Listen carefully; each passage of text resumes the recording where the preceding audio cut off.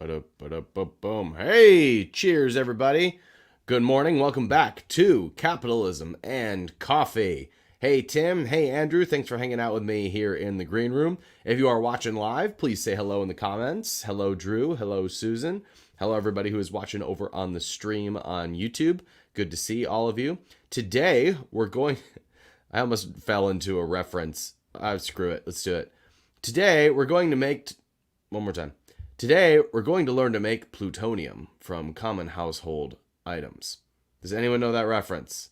I'll give you 25 seconds to put it in the chat box. 10 points to whoever knows that reference on today's Capitalism and Coffee. Good morning, Sue. Good morning, Brian. Good morning, Salome. Good morning, Stefan. Good morning, Mayor. Good morning, Raj. Good morning, Alexandros. Hello. Good to see all of you. No one knows that reference. My favorite movie, UHF, was written, directed by, and starred by Weird Al Yankovic. Yes. If you haven't seen it, go watch it. UHF. It was a cult classic. UHF. Go watch it. It's just the best. It's the best. You have to, you got to have a really wonky sense of humor. You just got to get it. If you get me, you will get this movie. So go get it. That is your homework assignment for this weekend. I need something that we do here to kick off the day. It's something called the simultaneous sip. It's a way that we kick off the day. It's a way that you start the day on an amazing foot.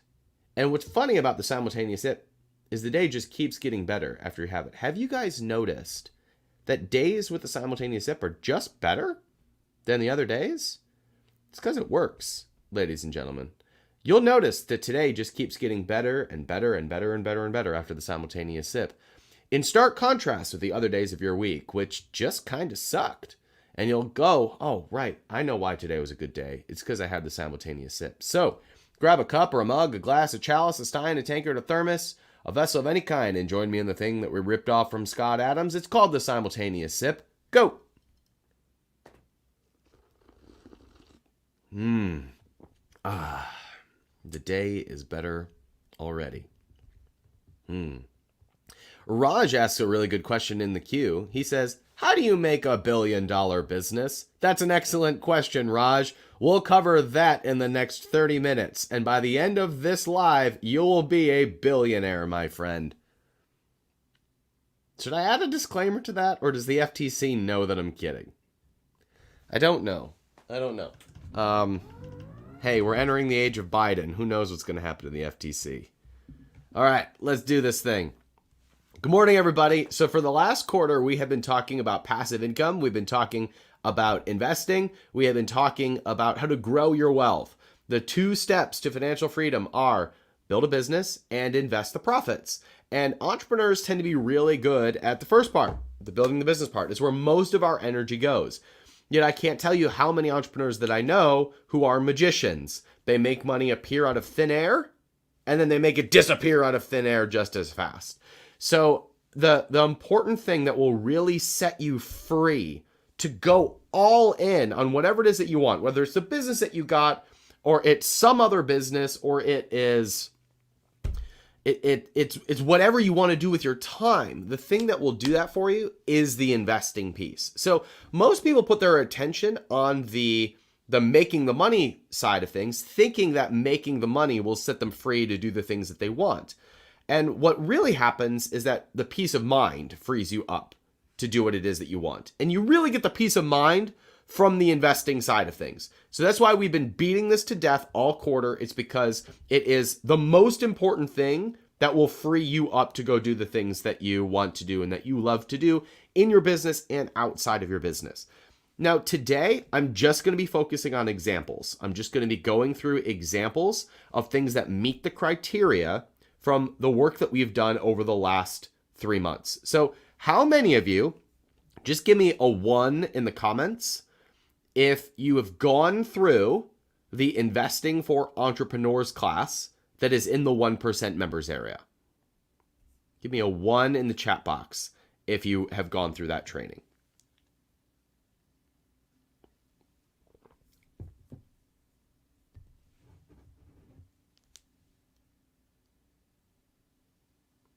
I'll sit here awkwardly.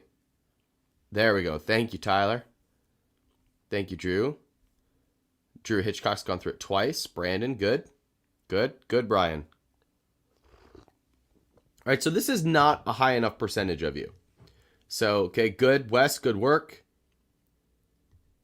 Salome is still going through it. All right, so this is not enough of a percentage of you because this stuff may not excite you like Bitcoin or like the new cool business idea, but it's the most important thing that you can do.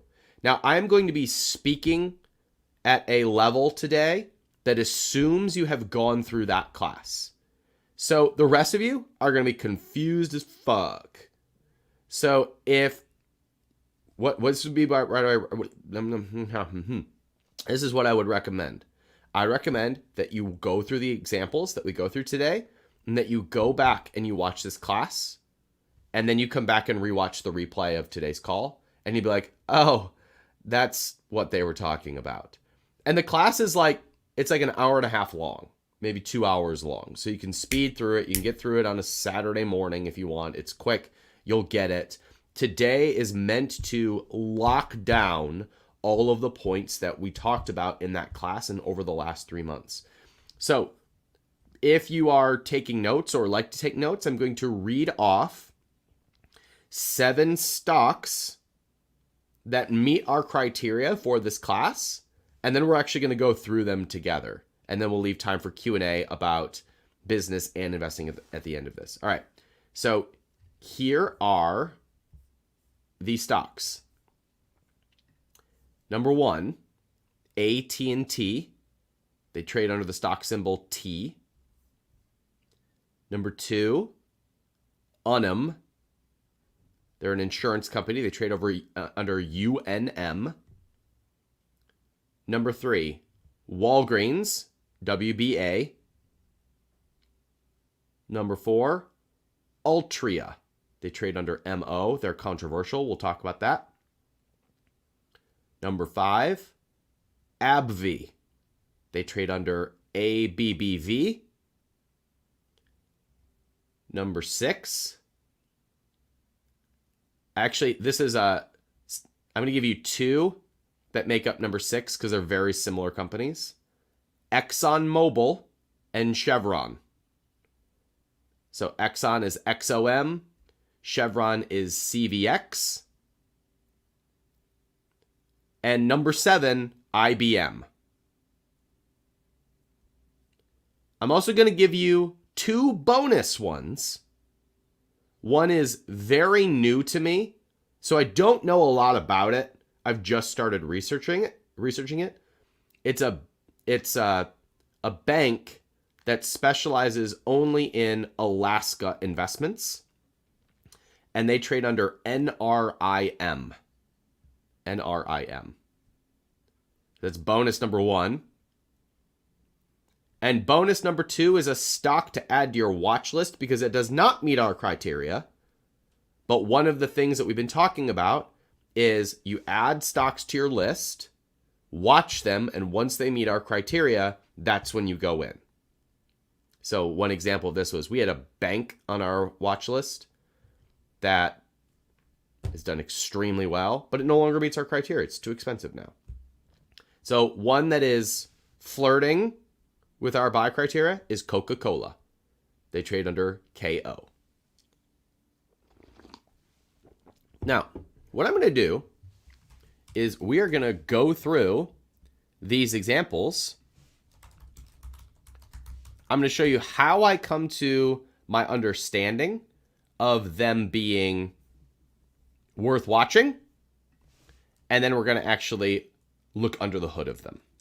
All right, so let me pull a couple things up.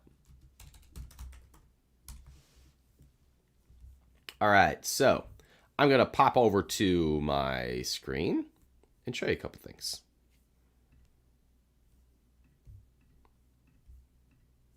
Nope, not you. Stand by. There we go. All right, so what you see on my screen there we go. What you see on my screen right now is an ad. an ad on marketbeat.com.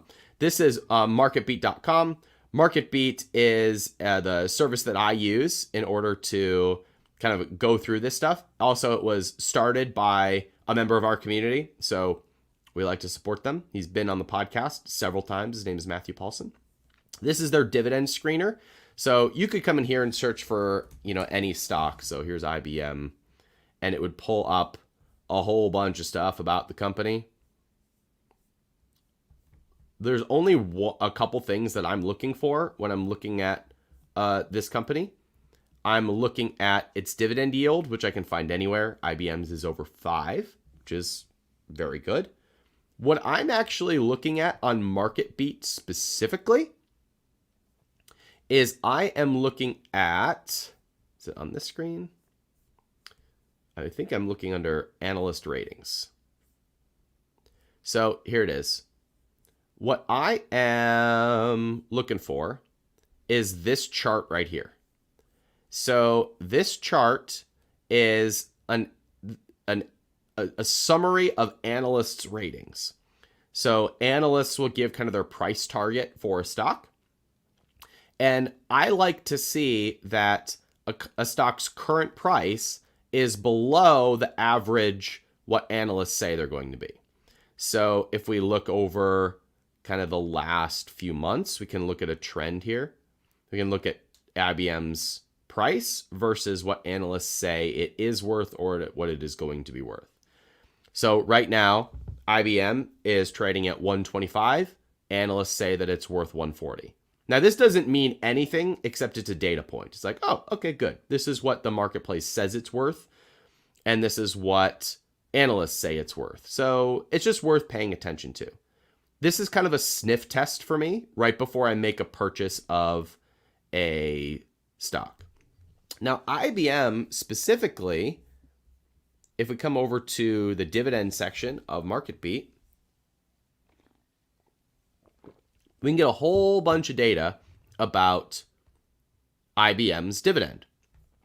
So IBM, we remember in our criteria, we look for a couple things. We look for a dividend yield of at least 3.5%. Awesome. We are way above that. We look for dividends that have raised their dividend every year, and MarketBeat gives us that data, but we can also see here that it has gone up. And we look for aggressive dividend raises. So IBM's 3-year growth is 16.9%. That is adequate. It's not great. It's not awful. It's adequate. It's about where we need to be. All right. So this is what I'm looking at as a stock that is passing the sniff test or not. Now, this is kind of a go signal for me because it matches our target yield. It's been going up. The dividend is going up over time. And if you see here, their track record, IBM track record, 20 years of consistent dividend growth. We want a minimum of 10 years. So these are all good, clear signs. Now, if you've gone through investing for entrepreneurs, then you are familiar with something that I call the paid patience strategy. The paid patience strategy simply says that we can get paid to wait for the stock to hit our target price. So if we look at the IBM section, the IBM search inside of eTrade, and we go over to options, the paid patience strategy is selling a naked put. And if you've gone through that training, then you know that we go a couple months out. So I will go over to February. Today is December 10th. So this would be 2 months out, almost on the nose. Now check this out. I'm going to put my face on the screen just so you can see how serious I'm about to get. Check this out. All right. So I just went through a very, very quick sniff test of a stock, right? We went through it real quick. Now, I want to ask you something. If you were happy buying IBM at its current price, actually it's trading at 126 today. Are you happy buying it at 125? So are you happy? If you're like, oh, this matches my criteria, I'll buy it at 125, even though it's trading at 126. Would you agree to buy it at 125? If you're already happy with that price, the answer is yes. So check this out. Oh, I see. Thank you, Drew, for the heads up. I got to switch to a different Chrome tab inside of StreamYard. Not you. Here we go. Thank you, Drew.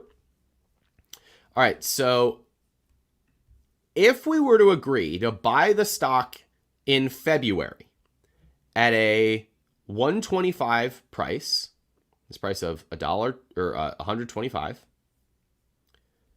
we could sell a naked put for $6. You see this? What is that percentage? I'm going to run a calculation here. So if you got $6 and you bought it for 125, you'd be getting a 5% return today. You'd be getting paid a 5% return, which is another dividend. You'd be getting a year's worth of dividends today for agreeing to buy IBM at the price that you want, which is, in this case, 125.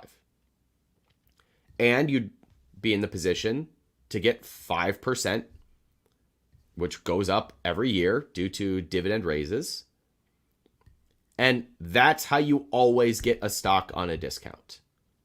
You set your price now, you wait for it to drop, you lock in the discount through the naked put, and you get that premium up front. You buy the stock at a discount and you hold it for a very long time. So that's one of the stocks that matches my criteria. Now, I pre-screened some of these, which is why I'm able to give you this group of 7 that you can track or consider, because IBM has this huge 5% payment upfront for buying it at today's price and a dividend yield that is very healthy at 5.25%, and it goes up every year. All signs a go for something like that. So that is one example. The next example I want to show you is, let's do Unum. Unum, UNM. So UNM, it's an insurance company. Full disclosure, Unum is one of my largest holdings. So I own quite a bit of Unum. So in the financial world, we say, I am long Unum. I own a lot of Unum. All right. So Unum right now pays a dividend 4.86%. Now, we've been talking about Unum inside the 1% since it was down here at like $16, $18. So during the COVID boom right here, during this guy, we were talking about dividend paying stock and how they weren't going to stay cheap forever. And so we were talking about Unum in this window right here. Now it's had a really nice bump up, but it's still got a 4.86% yield. So let's say you were looking at this and you were like, I wish I had bought it at $20. I wish I had bought it earlier. Well, we can do that. We can set our price target for June of next year to be at $20, meaning you're agreeing to buy this at $20, and you're getting it a premium for that. You're going to get a payment for that. And that payment right now is about $1.70. $1.70 right here. So right now, if I were to sell a put on a $20 strike price of Unum, that means that I'm agreeing to buy this at $20 before June of next year. And then I'm going to get $1.70, $1.60, in some cases $1.80 for agreeing to buy that stock. What does that end up being? That ends up being an 8.5% return today, paid into your E-Trade account today for agreeing to buy the stock at $20, which is something that you say you want to do anyway, and you're getting a stock that is paying about a 5% dividend. Now, for those of you who went through the course, is this making sense? Oh, good question, Drew. I didn't look up Unum's dividend growth rate, but that's an easy Google. So what you should be seeing here is that you can get paid now to agree to buy the stocks that you want to buy anyway. And that's the paid patience strategy.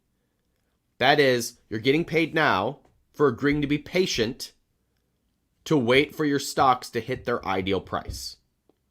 It is just a good, prudent way to start buying dividend-paying stock.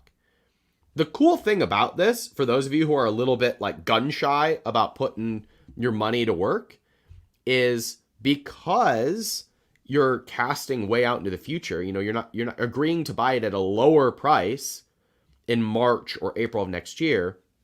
If it doesn't hit that price, then you just keep the money that you were paid and you don't buy anything.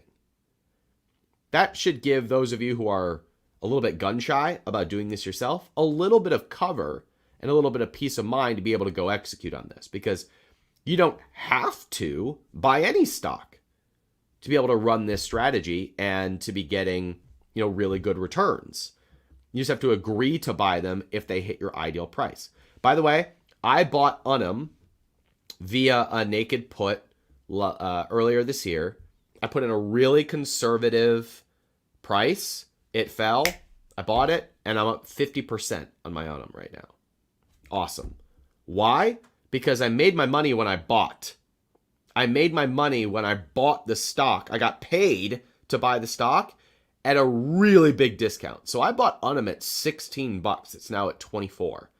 So I'm up 50% in 6 months on my Unum investment because I just said, I'll buy it if it hits 16. Sure. Yeah, if it hits 16, I'll buy it.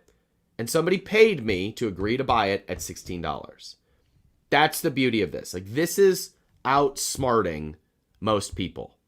You have your list of stocks you're happy buying now.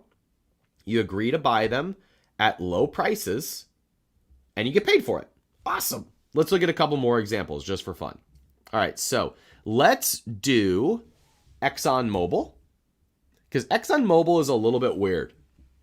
So Exxon Mobil has an 8% dividend. You see it right here. 8% is a redonkulous, awesome dividend.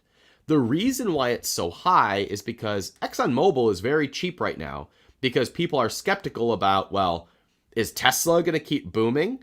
Are people going to go back to driving after, are they going to go drive to work? Is the oil boom over?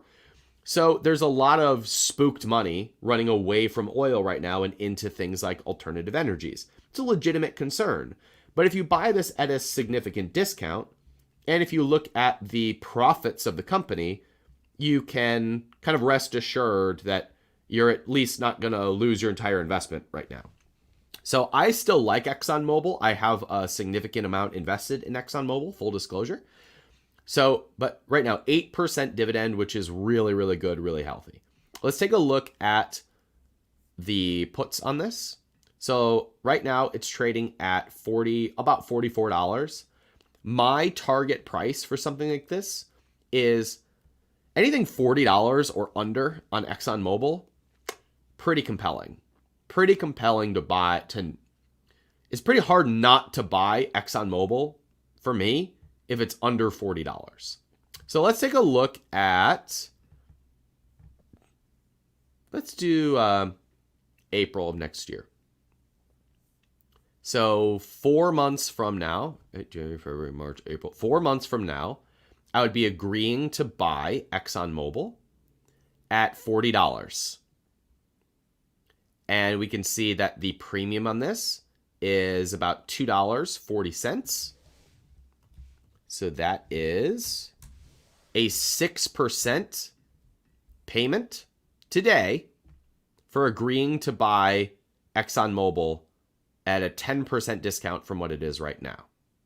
That's pretty darn good. That is pretty darn good. Now, for those of you who went through the course, do y'all know about, do you remember the rent your stock strategy? Tim is nodding his head. Good man. Tim, you're a good man. If no one has told you today, you're a good man. You're a good man. You're caring, you're thoughtful, you're happy most of the time. You think about growth. You're just handsome AF. Like, you're just a good man for knowing the passive income rent your stock strategy. And Andrew Griffith, I like you too. You know, I don't know you super well, but I love your beard. You know, I love that you still wear flannel in 2020. I just think you're a good man. All right. So yes, Wes, covered calls are the strategy for the renting your stock passive income strategy. So I'm gonna kind of flip this on you. So I'm assuming, you know, it's April 2021. You just bought a whack ton of Exxon Mobil at $40. And you're happy because you wanted to buy it at $40 anyway, right? And you got paid 6% up front for agreeing to make that payment. Like, you are winning right now. So if that's the case, what do you do from there? You've got your 6% up front. You have 8% in your dividends. It's actually more than that because the stock would have dipped a little bit, but we'll just go with that. So now we're at 14% return already. We just bought the stock and we're already projecting a 14% return year one. That's good, right? That's good. So now let's flip the game. Let's flip this a little bit. For those of you who are experienced with this, you're going to know that I'm oversimplifying this a little bit. I understand. But for the emphasis of point, I want to show you what happens if you do the rent your stock strategy after you buy Exxon Mobil. So we see here that Exxon Mobil is trading at $44. Let's assume we just bought this today at $44. We could agree to sell it at $50 and we'd get this premium. It's about $175. So we don't have to sell it. It's just that if the stock crosses $50 in April of next year, we would need to sell it at $50. This is the rent your stock strategy, the stock renting strategy. So if we were to do that, we'd get $1.75 up front. The stock is currently trading at $44. So we'd get a 4% additional yield for 4 months. Assuming we did that twice a year, that's an additional 8% on our money. Now, I know I'm going really fast for those of you who haven't gone through the class, but if you've gone through the class, this makes sense that you just basically projected a 20 to 22% return on your money for agreeing to buy a stock that you wanted to own anyway and own it long term. So this whole thing, this whole strategy takes about an hour a month to manage and oversee.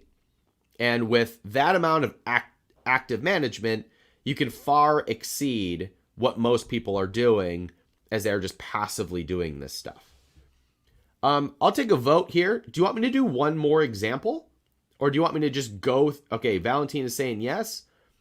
Juliana's saying yes. Tim's nodding his head. All right. That was a very unscientific poll, but let's do one more example.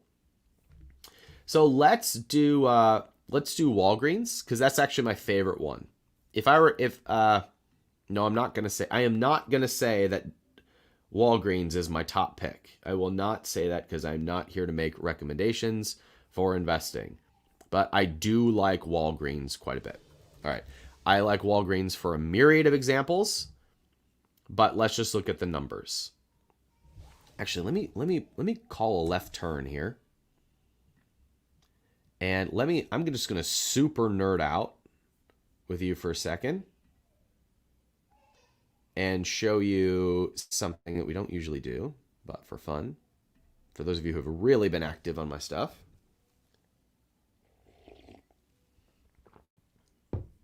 There we go.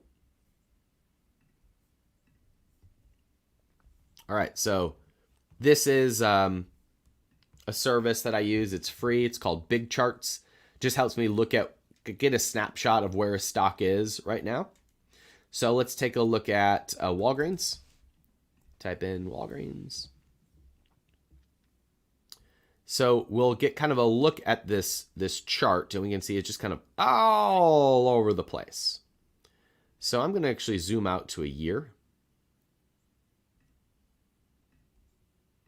And get a year snapshot of where we are in Walgreens. Okay, this gives us a better picture. So what we can kind of see here is over the last year, specifically since the COVID plunge, Walgreens has kind of stayed in this little channel between 40 and 45. That's its like safe zone, right? That's where it's been hanging out. Now we had this nice little dip here a couple months ago where it dropped all the way to 35. That was a really good time, in my opinion, to get into Walgreens. Once again, I own quite a bit of Walgreens, so I'm totally biased. This is not investing advice. I am blinded by the fact that I own a lot of Walgreens. But for somebody like me who believes in this company, likes this company, invests in this company, I'm looking at a dip to 35 and I'm like, awesome, let's buy a lot more of this.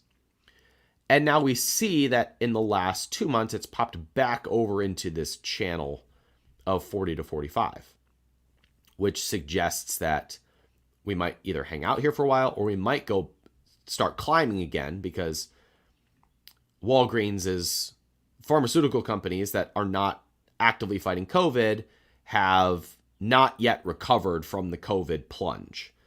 So we've got room to come back to its pre-COVID levels if Walgreens recovers from that. All right, this nerdy rant has been brought to you by capitalism.com. Let's go back to the regular scheduled programming where we look at the dividend of Walgreens. All right, so Walgreens here, paying a 4.5% yield. That's really good. Let's pull it up on MarketBeat. You can look at the history of it. What do you mean you don't have...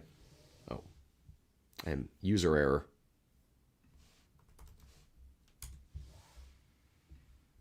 Walgreens.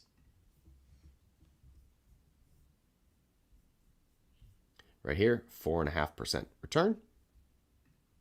Looking at the dividend. Dividend growth over 3 years, 22%. That's good. Not awesome, not great, but good.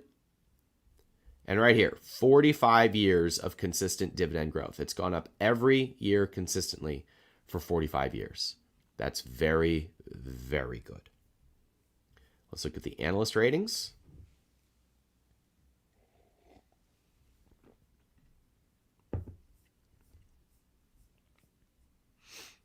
So analysts say that it's actually right at where they project it to be. Okay, not the best news. I'm okay with it. If we were to come back to earlier in the year, analysts were saying it was going to be higher. Interesting data point.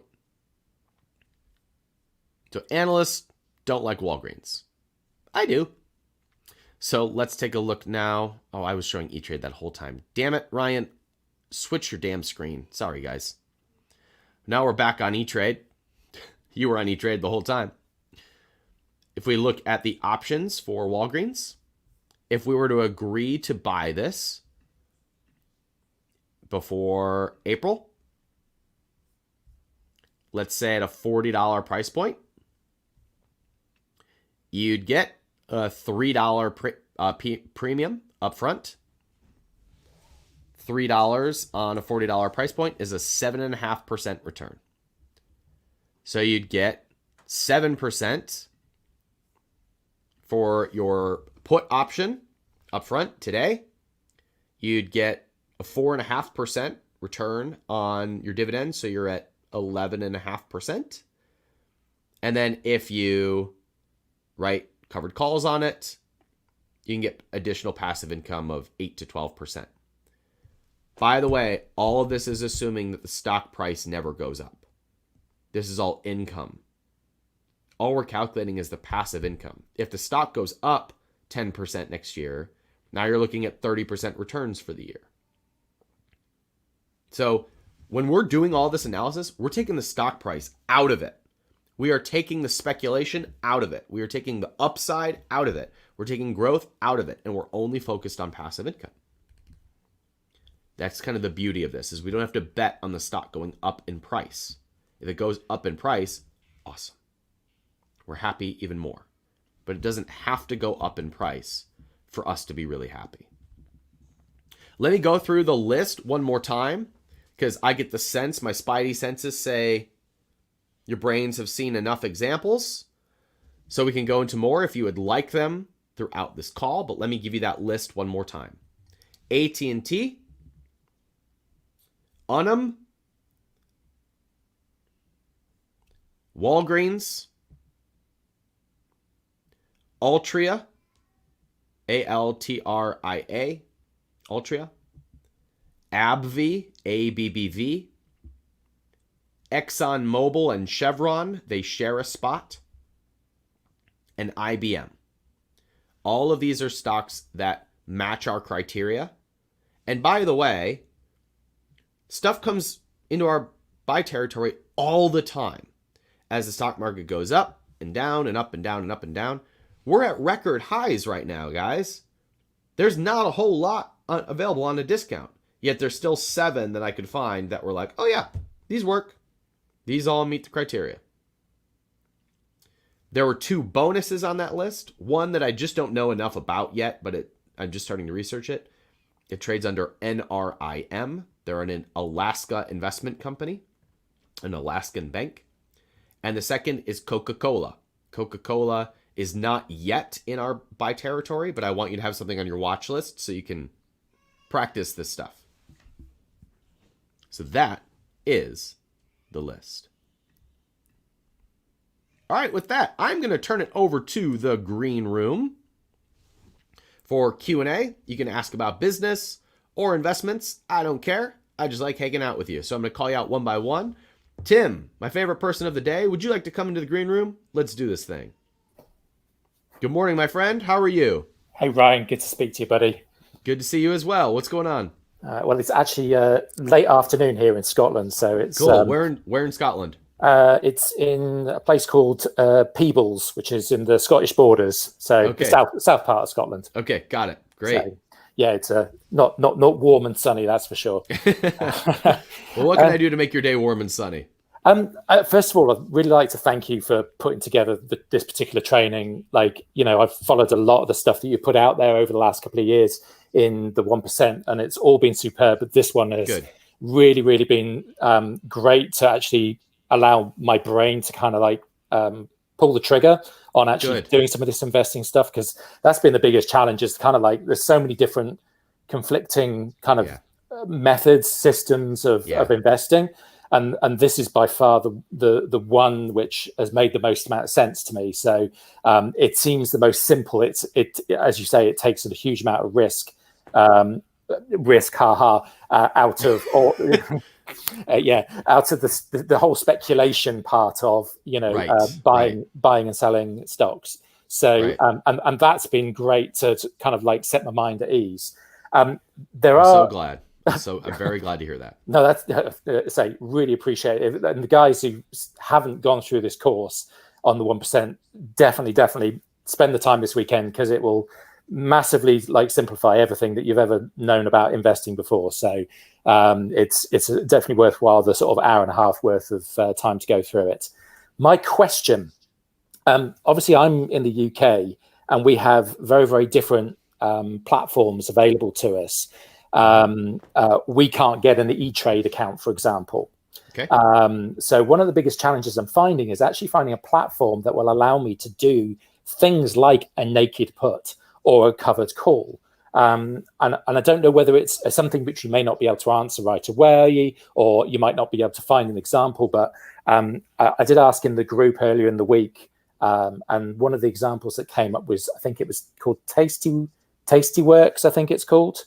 It's a platform. And I don't know whether it's something that you could potentially do an example through that in the future. That would be really helpful for us. This is my only question, and forgive me, I am not an expert on this topic at all, but when you're looking at this, are you looking at buying US companies like we're talking about, or are you looking? You are. Yeah. Okay. Yeah. So all you're really looking for is a platform that allows you to buy US companies. Yeah, pretty much. And I say a lot of the, when I look at, say, for example, a lot of the online stuff that you get through your mobile, we have our own apps, things like Trading 212 and eToro and that kind of stuff. They just don't offer the ability for you to do the naked put type of purchasing. You can do things like, I can't even think of the right terminology for it, still relatively new to it. There's other methods of actually buying stocks, like buying options, but it's they tend to be kind of like spread betting type things. I understand. Got it. So you can trade and speculate, but some of the my guess is naked puts you might be out of luck on most platforms. The one that I think you're referring to, people are saying, is called Tasty Trade. I'm not familiar. But covered calls, the stock renting strategy, my guess is you'll be in the clear on that. So covered calls are extremely conservative. Some people think that naked puts are risky, so some platforms don't allow it. But covered calls are like industry standard, been around forever, very conservative. Most platforms will allow for covered calls to exist. It's like the most conservative level option trading that exists.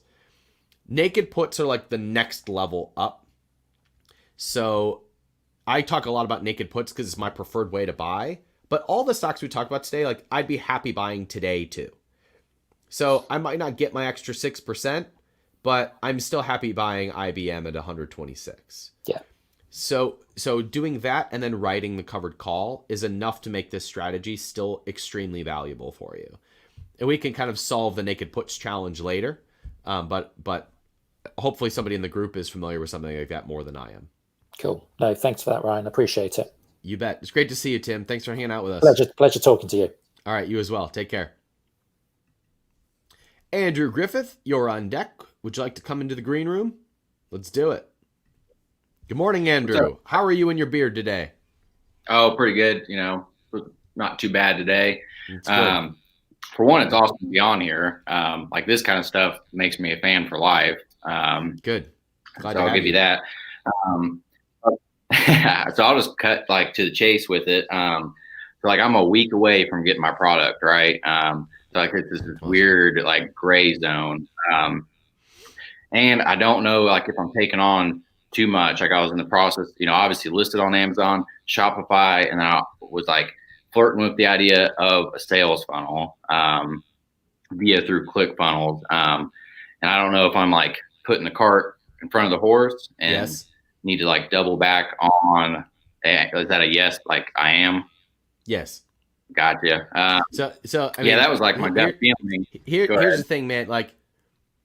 Complexity slows down results. So your whole job right now is to take damn sales. It's just and I don't even care if you're profitable. You just got to be taking sales in the simplest way possible. I mean, even at my level with what I do and focus on, I still go back to what's the simplest way that we could do this? What's the simplest way we could take this sale? What's the simplest way that we can take this order?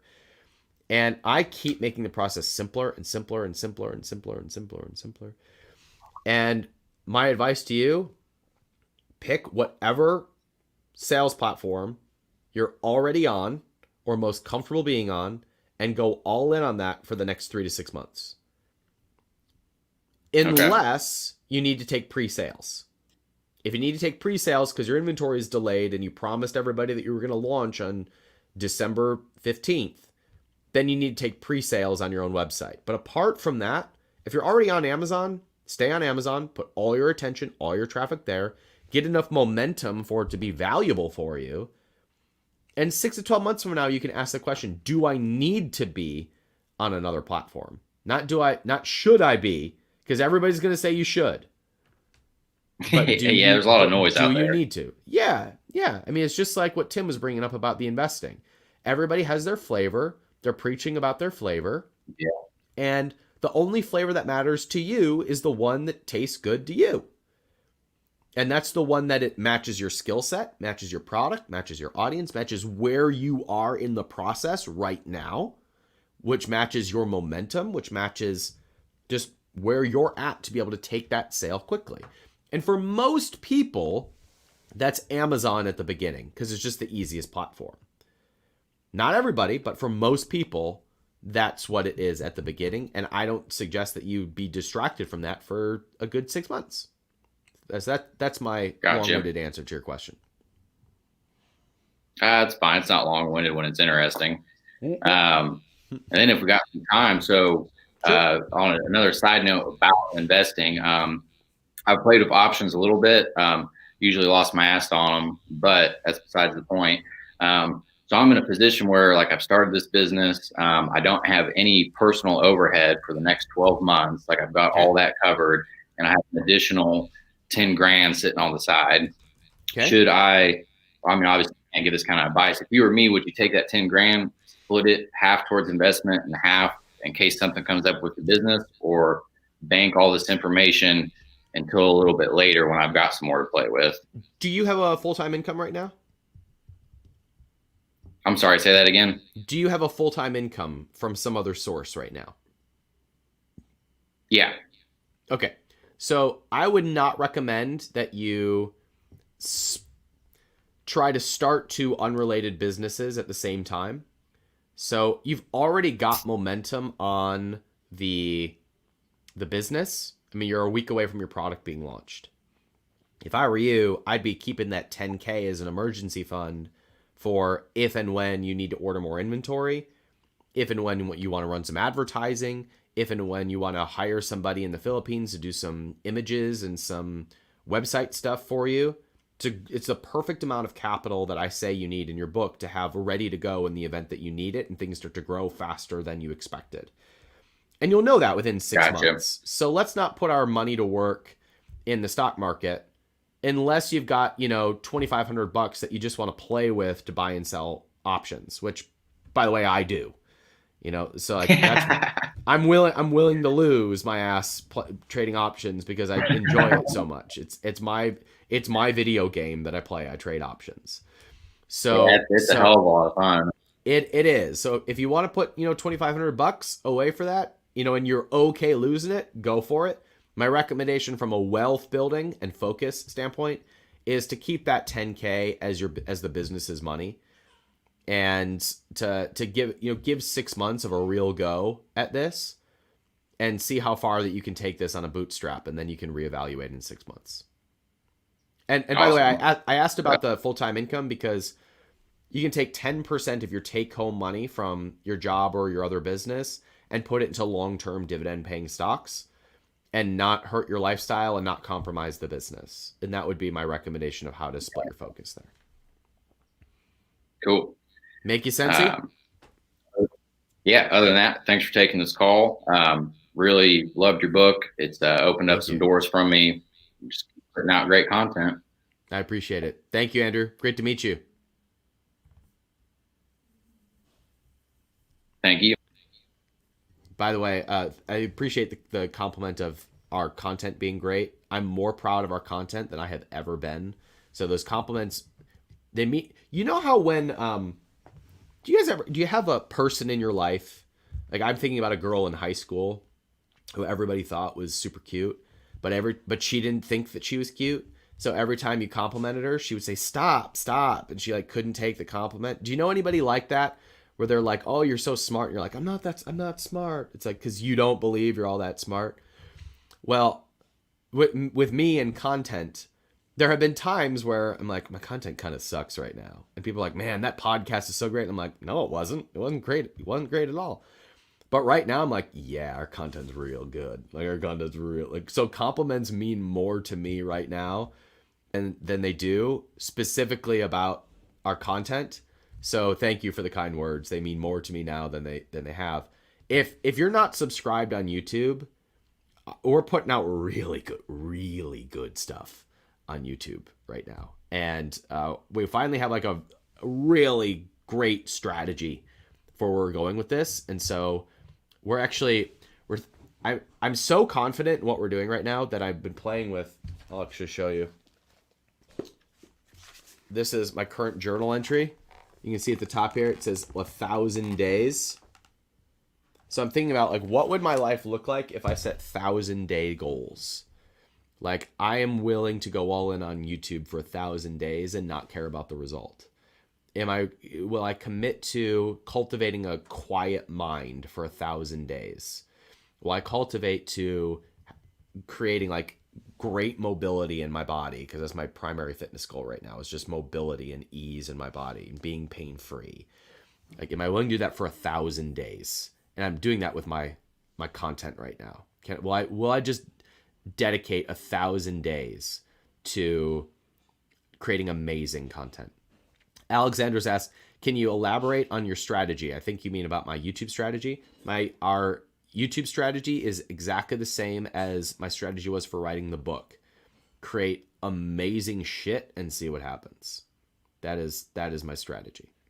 Valentine, you are up next. Would you like to come into the green room? Yes. Hello, Valentine. How are you? Hey, man, I'm doing good. How you doing? Good to see you. Doing well. Thank you. Good, man. What can I do for you? No, I'm excited. I've learned so much onboarding with you guys, and yeah, really, really like the content. It's stepping up a lot, and it's Great. It's getting more and more focused on the key things that I feel are helping me clear out my old junk. Good. I'm glad to hear that. Thank you. Yeah, it's just been so many and so wide, trying to kind of build it up. I turned 40 recently, and you just accumulate and becomes almost like a mound. You get weighed down. So getting through that little Kill Bill move where you get to the top, it just clarifies. You get that, and now I feel like I'm there. I'm getting my head up. I'm getting that, and I can see clear, so clear. I'm picking the right kind of relationships, and bit by bit, moving from that prior done for you to a hybrid to just being able to breathe. My own product. Good for you. So it's really cool. For you. I appreciate it. You bet. Well, how can we help you take the next step today? I think I just need to do that myself now. I just need to get rid of stuff. I know, like, all the stuff you're putting out, I'm trying to catch up, focusing on. I followed.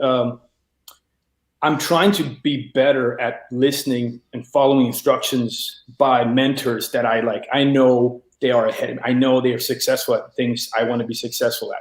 I still have a shiny object syndrome where, I figure, I got other ideas here and there. That's the only thing I'm trying to battle with on my own, just trying to listen, find mentors, listen, and then keep raising that mentorship level. And I think that's something that a lot of people struggle with. They're just bad at following instructions and listening. So let's talk about that real quickly. So you don't need to shut off your ideas, because it's like the most fun part, right? Yeah. Like people like us, like telling us not to come up with ideas is like telling us not to breathe. You wither, yeah. Like if you tell me not to breathe, all I'm going to want to do is take a breath even more. Yeah, correct. So you don't need to shut off that energy stream. It's where all your power is. But the way I personally manage this is my team came to me and were like, we need you to save your ideas for later. So what I have learned is coming up with ideas is the most fun thing that I do. But I can't share them until they're fully thought out.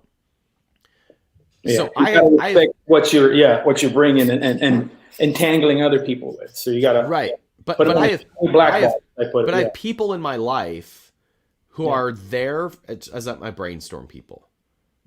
They're just there for me to talk things out with and work things out with. And I have a file on my computer, which is called Ryan's Ideas, where I just dump all my ideas.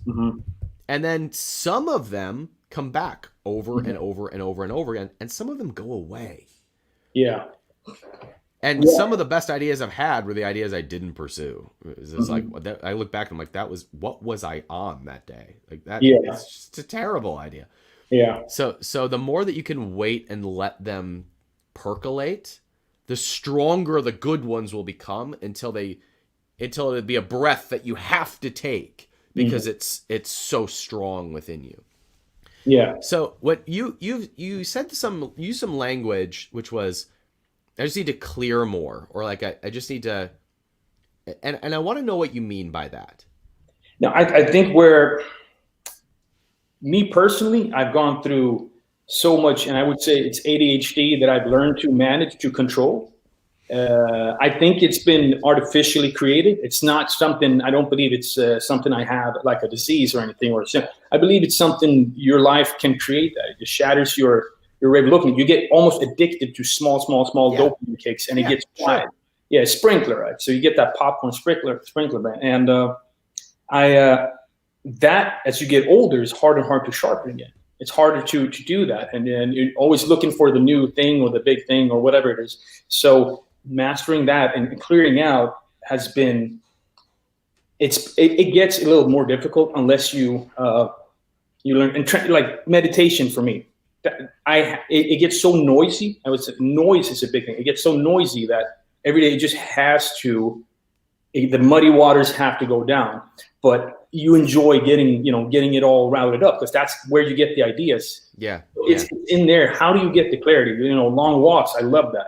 Having these, I see futures of masterminds, and the workshop is just hikes. It's long hikes, like the old, disciples following, so it's clarity is what I get from you, what I get from following the courses and finding mentors that I submit to, which is something I don't do. I don't do that. I've always been, the loner. I do it my way, and I'm going to do it. But before I can do those things truly, I have to submit, and that's been my clarity. But I'm still fighting my body and mind is doing things, and I'm like, you get insight, but acting upon it and mastering that habit is two different things. Everybody has insight and get a cognitive dissonance, right? So my assessment is you have your best ideas when things are real quiet. You're a lot like me in that way. Long walks, getting out into nature, going when you go on vacation, do you just have the best thoughts and the best ideas? Oh, awesome. Yeah. And okay. Yeah, exactly. So what happens though is we come back to reality and we drown it out with information. And you kind of said that was the case. You're like, I'm behind and I'm catching up on a bunch of things. My advice to you would be not to catch up. Okay. I like the feeling of that when you see it. Good. Good. Like you have nothing to catch up on. Yeah. Because you already know what you want. You know what your next steps are. And there's a lot of them that you just don't want to do. And I would say don't do them. Because if you don't want to do them, you're probably doing them because you think you have to. And have to is based on all the information that you've gotten from other places that weren't from the place of inspired action that you get when you're on long walks and you're on vacation. When you're on vacation and you have an inspired thought, you're never like, I will now take myself out of vacation mode and I will force myself to write this thing. No, you're like, that sounds awesome. Let's do that. It's like the next thing you want to do on vacation. When your next action set, when your next step feels just as exciting as a thing that you're about to do next on your vacation, that's when it's inspired. It's like you can't help but you feel so compelled to do it that you feel drawn to it. But most of us spend 80% of our time just like forcing it, hoping that one day we get to go on vacation. Yeah. And it's not good. I tell you, the cortisol levels and all this, like you feel it when you're in this. It's the worst. It's absolutely. That is not freedom. Unhealthy. No. You're jailing yourself. True. That is not freedom. That is the same feeling that people run away from when they feel like they're stressed out at work. Yeah. And so they get stressed out at just being an entrepreneur instead. Yeah. I have a good friend. He's a country artist, and we had two different roads. Like we went. Just want to share that story real quick. We went two different ways. We didn't go different ways. He said at a certain point, we're going up to Kentucky, long pickup truck, ride, and we're talking about. He said, I'm going to go all in. I mean, what do you mean go all in? I'm going to go all in on music. Like, I can't live without it. I got to do it. I got to go all. I'm like, you're crazy. You got to do this smart way. You can't just go all in. You'd be a starving artist. You do this. So I got to do it. I'm like, dude, I was fighting him initially because I have a different way of looking at it. But then I started looking. You're doing it. You're crazy, but I love it. You crazy bastard. You're doing it. Go, man. Go. I'll take care of this. I'll start looking at how to grow the businesses, how to do these things, how do you do this with music? Like Leah's an awesome example. I just want to give a shout out to her.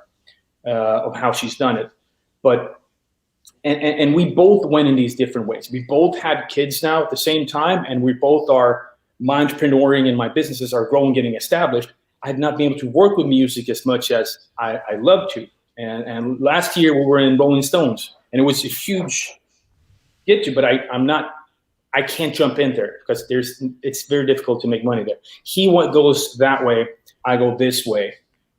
But we realize we can't leave each other ever on that part. We call it the Kentucky Treaty. If music is so much in your heart, and it's the chaos that makes you free and feel, and it's the way it makes everything worth it, right? Then you can't leave it. If you just go for money and business and do this. But if he's going to starve just making music and COVID hits and he can't play now and but he needs to, then that's not good either. So we staying together, working on, we call it the Kentucky Treaty, that I never leave music. But he and I will teach him more about those things. Like both things together is and that's how I want to not leave. So Valentin, the older and wiser I get in my 33 years, the more I realize that as I go through life and I'm picking up these pieces of data and information, like it's never really too late, and it's never really like the opportunity is never really gone. I'm just becoming a clearer and more focused person for everything that I want. Yeah. And so for you are now about to be a really good business resource for a lot of people who are starving artists. You're really close to being that person. It is just your reaction says everything. Yeah. I think that's spot on. And it does, and you still like, you know what? You want to go in and you get into this world and you want to start golfing and you want to start hanging out with, a different crowd and do all those things. But you realize you can't leave the people behind. You can't leave that kind of, I was raised in the harbor pretty much, working class and gritty and all, you hate rich people. It's all that. So taking that journey from Swedish harbors and you're very on that side, going to a conservative, I will guess more on the Republican side or centered, but getting more older, you go into that journey, but then you come full circle again, but how do I get my friends in here? How do I lift up more people that are stuck? Yeah. You don't get your friends in there. You go focus on lighting up yourself and your own business and getting really freaking excited about what it is that you're doing, and you will naturally light other fires. Yeah. You will naturally be infectious to have that spread to other people. You cannot lift people up higher than you are, but you can draw them up to where you are. Yeah. And so your job is to go be really, really happy with your business and your life, and you will naturally draw in those other individuals. I mean, you are talking about your friend right now who decided to go all in on what it is that he wants, and you are being drawn up by that inspiration. He wasn't doing it for Valentin. He was doing it for himself, and now you're inspired by him, and he is spreading his positivity towards you. Your job is to do the exact same thing for him by focusing on you. The strategy is not to mimic what he did, but to mimic how he approached it, which was by being selfish for a while and doing his thing for long enough for it to catch fire and to be an inspiration to other people. That's your play. Yeah, I like it, man. Thank you. Cool, man. Good to see you. Thanks for spending part of your morning with me. Hey, my pleasure, man. I appreciate it. We'll talk soon. All right. See ya. All right. Kyle and Drew, we're going to wrap up with the two of you. So, Kyle, give me a thumbs up if you want to come into the green room. Let's do it. Good morning, Kyle. How are you? Good. How are you, Ryan? Doing well, thanks. What can I do for you? Excellent. Well, first of all, just again, thanks for the great content. Appreciate it. Thank you. I love where you're at right now. Your backdrop looks really good. I saw you were trying to experiment with another location. I think there's a window in the background or something. This is my actual studio. Yeah, this is my office, and upstairs is my studio. Gotcha. Well, I like this one. Cool. Appreciate But the feedback. yeah, just yeah. What So can I do for you? well, so I think you answered my question on the trading with earlier, but I just don't have a lot of just like cash laying around to put into the account. I was looking at the E-Trade account and some of the stipulations. So really, I think it would make more sense to wait until I had just some discretionary income or money laying around to invest. But I don't want to wait to start investing in retirement either. Yeah. So this is what you should do, Kyle. Take 10% of your take home income. If you had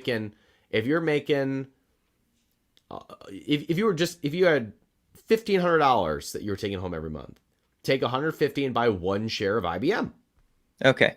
Every month, right? So 10% of your income, your take home income, put it into an E-Trade account and get that snowball rolling. Cool. So you start planting those seeds. Just start planting them. They'll grow over time. And then your focus needs to be on starting your business, on getting cash flow from your business. That's where your focus is. It takes 15 minutes a month for you to buy a stock from 10% of your income, but your focus goes to your hustle, which is starting your business. That's how I would suggest you reserve your time. Okay. And so I'm going to start a business, but it's going to be about a year away. Right now, I'm working on Quick Camo, my dad's business that he started 10 years ago. And I came in to help him after lost my job with physical therapy. I was like, okay, I'm going to take this opportunity to really grow this business. So we've rebranded. We've done so many things. So my question is, though, the business has been around for 12 years. And I've heard products kind of have a lifetime of like an average of 10 years. Okay. So it's like, is it going to be too late to sell Quick Camo because the product has been around for a while? Do you know? Have you ever heard that? Like, how long has Coca-Cola been around? A lot longer than 10 years. Yeah. How long has Starbucks coffee been around? How long has McDonald's been around? Yeah.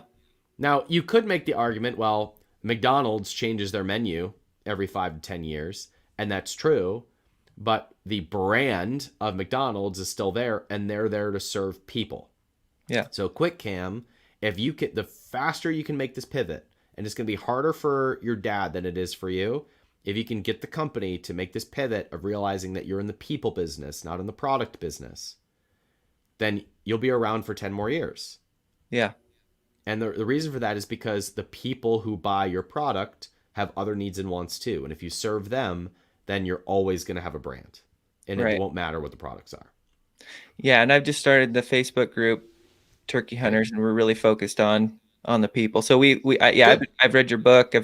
I'm really trying to follow and changing the Quick Camo to really be that audience focus. And I think we're doing a pretty good job. We're getting some amazing feedback from our customers. Really awesome. So keep doing that and keep deepening the product line of what you want to release to them, and you'll have no problem growing that business for the next 10 years if you want to. Yeah. Well, we really want to sell it in the next 12 months so we can start this other business, but good. Sounds good. Then you're doing the right things to be able to do that. Yeah. Okay, cool. Awesome. Thanks, Rand. All right. Appreciate Good it. to see you, Kyle. Yep. See ya. The man with the golden voice, Drew Hitchcock, ladies and gentlemen. Good morning, Drew. Hey. How's it going? Oh, man. You make me feel bad about myself because you've got such a great podcast voice. I mean, it's on the bucket list of things to start creating. So my question is actually more just curiosity. You've teased several times in some of your emails about this investor list, and I just wanted to see if you were able to share a little bit more details of what that is and where you see that going. Sure, yeah. So I announced in my list that I'm going to be starting kind of a side investor list. This is for a couple of reasons, just for context. One, I realize that not my entire audience wants to hear me nerd out about investing all day long. The core of my audience is still building businesses. But I can't not talk about investing. So I'm going to just have a little side list where I talk about the stocks I'm buying and the investments that I'm making, mostly for fun. The second reason is more of kind of a selfish reason, if you will, because Drew, did you happen to listen to the podcast that we posted this week where 4 of our members pitched their ideas? It's on my calendar for 2:00 today. Cool. So what you scheduled podcast listening. So what you will notice is that there's 4 good ideas from that group. And if I or my fund wants to invest in that company, we might put some money in. And if we need to kind of raise more, I can go out to my investor list and help that person raise more money. And the fact that I'm personally backing it and I'm having them on the podcast and giving them all this exposure gives me some leverage in actually helping that business grow. I can raise capital more easily. I can sell products. I can open up doors more easily. Some people who are on that podcast already said that people are reaching out to them, either wanting to support the brand or invest in their company. So that's kind of the more business reason behind it. So I'll do announcements of, hey, we just invested in this company. And that might be for fun, and it might be because we need something. I'll do, if I'm ever doing a raise for one of my clients, I might put it out to my investor list. If I go buy a whack ton of IBM this week, I might do a write-up about why, just because I think it's fun for me to do stuff like that.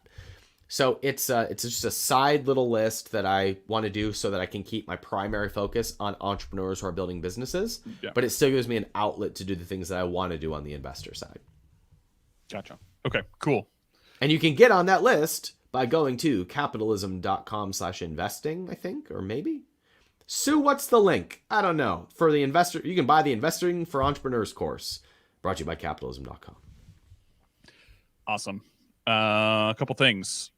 We have not heard an update on Switch in a month. I knew you were going to ask that. Yeah, we're launching first week of January. Sweet. I had it in my coffee today. We have a formula that we're happy enough with to launch with.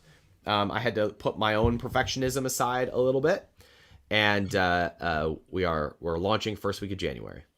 Cool. And then just as a side comment, because I'm still allowing people in, for those who are in the 1%, I put a link, or I put a post. I launched a beta course last month for those who want to get in and learn a little bit about YouTube. That is in the members area, or not in the members area, but in the Facebook group. Just reach out to me via Messenger, and we can get you hooked up. And it's a YouTube course? Yep. Good stuff. Drew knows what he's doing on YouTube, so go through his shit. Anything else, Drew? That was all I had. All right. Good to see you, man. Yeah. Thanks for hanging out with me. See ya.